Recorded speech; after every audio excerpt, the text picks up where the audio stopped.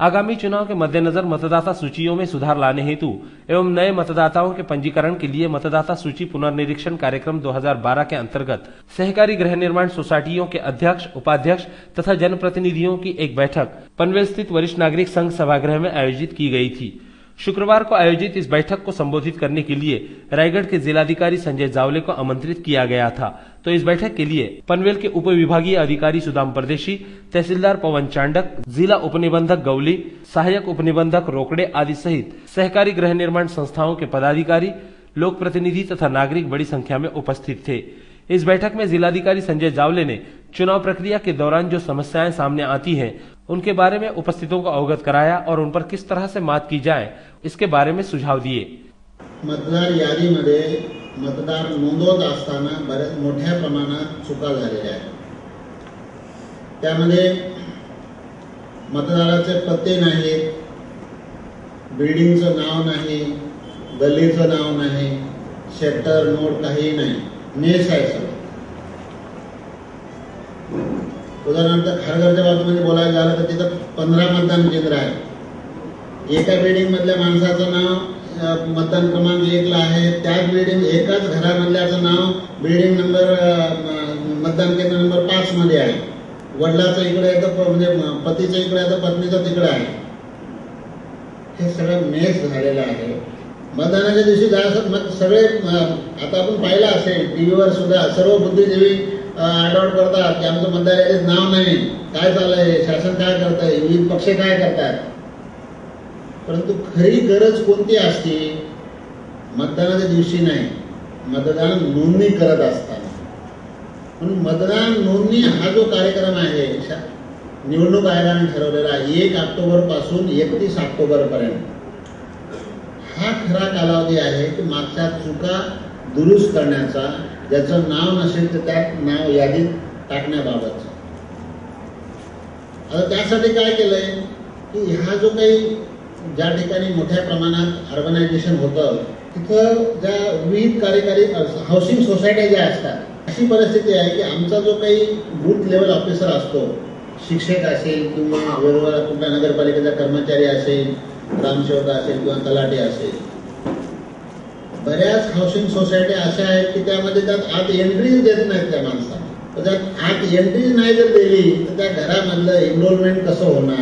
Housing सोसायटीच्या गेटवरूनच सांगितलं की आत कोणाला प्रवेश नाही, तर नोंदणी बरोबर होणार नाही, त्याचं व्हेरिफिकेशन होणार नाही आणि पर्यायानं मग त्या बिल्डिंग मधल्या त्या घरातले जे पात्र मतदार आहेत, ज्यांचं नाव मतदार यादीत यायला पाहिजे, ते त्यापासून वंचित राहतात। म्हणून भारत निवडणूक आयोगाच्या सूचनेवरून महाराष्ट्र शासनाने आपल्या सहकार कायद्यामध्ये बदल केलेला आहे आणि जेवढ्या हाऊसिंग सोसायटी आहेत त्यांचे सर्व चेअरमन आणि सचिव यांना बूथ लेवल व्हॉलंटियर्स म्हणून डेसिग्नेट केलेला आहे।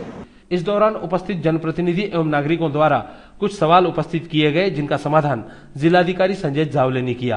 आपण जी काही आपली पूर्वीची पद्धत होती की बीएलओ आल्यानंतर त्यांना बिल्डिंग मध्ये प्रवेशच द्यायचा नाही, ती थोडी जरा परिस्थिती आपण बदलली पाहिजे, कारण आता कायद्यानं हाऊसिंग सोसायटीवर ही बंधन टाकलेलं आहे। हाऊसिंग सोसायटीला आता कायद्यानुसार बीएलव्ही ची जबाबदारी दिलेली असल्यामुळे आपल्या हाऊसिंग सोसायटी मधल्या, आपल्या बिल्डिंग मधल्या सर्व पात्र मतदारांचं नाव मतदार यादीत नोंदवल्या गेल्याची खात्री करून घेणं आपलं जबाबदारी झालेली आहे। त्यामुळे आता आपल्याला काय करावं लागणार आहे की आपल्या सोसायटीमध्ये 18 किंवा 19 वर्षाचे जे नवीन मुलं आहेत, हे 18 वर्ष कोणत्या तारखेला?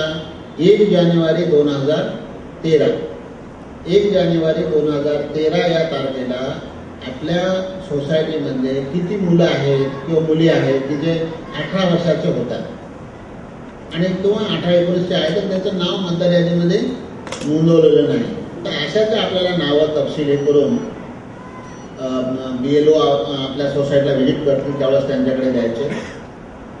आपल्या सोसायटीच्या हाऊसिंग सोसायटीच्या सक्रिय सहभागाशिवाय मतदार यादी अपडेट होऊ शकत नाही। कृपया आपण लक्षात घ्या याच्यामध्ये हाऊसिंग सोसायटी सोबतच विविध राजकीय पक्षाचा सुद्धा मतदार नोंदणीच्या वेळेस सक्रिय सहभाग असणे आवश्यक आहे. नंदुशेठ मतदानाच्या दिवशी हे करून जमत नाही, अगोदर मतदार नोंदणीच्या वेळेस सक्रिय राहणं अत्यावश्यक आहे. इस बैठक के पश्चात बैठक के बारे में संजय जावले ने हमारे प्रतिनिधि को विस्तृत जानकारी दी. भारत निवडणूक आयोगाच्या सूचनानुसार मतदार नोंदणीचं पुनर्निरीक्षण चालू आहे. 1 ऑक्टोबर ते 31 ऑक्टोबर या दरम्यान हा कालावधी आहे. ज्यांचं नाव मतदार यादीत नाही त्यांनी मतदार यादीमध्ये नाव समावेश करण्यासाठी फॉर्म नंबर 6 मध्ये अर्ज करायचा आहे. ज्यांचं नाव स्थलांतरित झालं आहे त्यांनी फॉर्म नंबर 7 मध्ये अर्ज करायचा आहे. ज्यांच्या नावात दुरुस्ती पाहिजे त्यांनी फॉर्म नंबर 8 मध्ये दुरुस्ती करायचं आहे. याच्यामध्ये काय होतं की आपल्याकडे मोठ्या प्रमाणात मतदान केंद्र आहेत. पनवेलमध्ये 2 मतदारसंघ आहेत, मोठ्या प्रमाणात मतदान केंद्र आहेत आणि नागरीकरण मोठ्या प्रमाणात झालेलं आहे. खारघर, कामोटे, कलंबोली आणि मूळ पनवेलमध्ये सुद्धा. याच्यामध्ये याद्यामध्ये बरेचसे काही त्रुटी आहेत. याद्यामध्ये बऱ्याच ठिकाणी ॲड्रेसेस टाकलेले नाहीत. बऱ्याच ठिकाणी वेगवेगळ्या मतदान केंद्रामध्ये नाव आहेत. याच्यामध्ये सर्व राजकीय पक्षांचा सहभाग घेणं आणि तसंच नुकतीच जी महाराष्ट्र शासनाने सहकार कायद्यामध्ये दुरुस्ती केलेली आहे कलम 79 मध्ये की सर्व सहकारी गृहनिर्माण संस्थेचे चेअरमन आणि सचिव यांना बूथ लेवल व्हॉलेंटियर्स म्हणून अपॉइंट केलेलं आहे. गृहनिर्माण संस्थेच्या चेअरमन आणि सचिवाचं जर सहकार्य लाभलं तर त्यांच्या सोसायटीमध्ये किती मतदार नव्यानं आलेले आहेत ज्यांचं नाव नाहीत त्यांच्याकडून फॉर्म भरून घेता येईल, किती स्थलांतरित झालेले आहेत, किती मयत आहेत की ज्याच्यामुळं दोषविरहित मतदार फोटोसह मतदार यादी तयार करण्याला निश्चित त्याचा फायदा होईल. आणि आजच्या बैठकीमध्ये मोठ्या प्रमाणात चेअरमन आणि सचिव आल्यामुळे तसंच विविध पक्षाचे पदाधिकारी, नगराध्यक्ष, नगरसेवक हे आल्यामुळे निश्चितपणे या ठिकाणची मतदार यादीमध्ये मोठ्या प्रमाणात दुरुस्ती होण्यासाठी आणि दोषविरहित मतदार यादी तयार करण्यासाठी याचा निश्चितपणे फायदा होऊ शकेल. योग्य वेळी अर्ज करणं महत्त्वाचं आहे. काय होतं की कुठली निवडणूक लागल्यानंतर लोक अर्ज करतात. आता समजा नगरपालिकेची निवडणूक लागली तर त्यावेळेस मोठ्या प्रमाणात बल्क अर्ज येतात. अशा निवडणूक कार्यक्रम लागल्यानंतर बल्क अर्ज विचारात घेतले जात नाही.